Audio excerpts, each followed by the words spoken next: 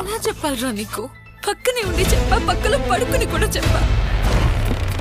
ఒక్క second emotion hold చేసుకుంటే పోయేదానికి దూరం తెచ్చావు. What man, what kind of a character are you? అసలు నీ ప్రాబ్లం ఏంటో తెలుసా? ప్రపంచంలో నువ్వు ఒక్కడివే తెలివైనోడివన్న ఫాల్స్ మిత్ లో ఉన్నావు. అసలు ఒక అమ్మాయి ఏం చేయగలదో నీకు తెలుసా?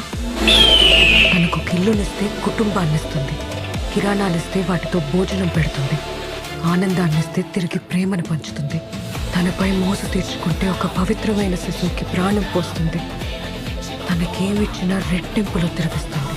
అది మంచైనా చెడైనా.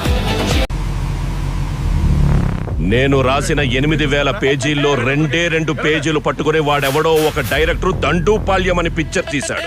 వాడికి తెలిసిందింతే, వాడి ద్వారా జనాలకి తెలిసిందింతే.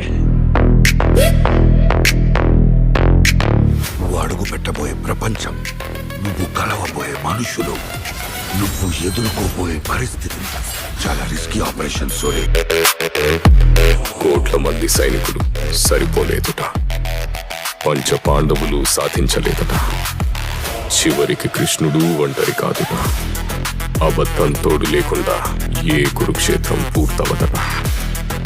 అశ్వత్థామాహతః కుంజరః.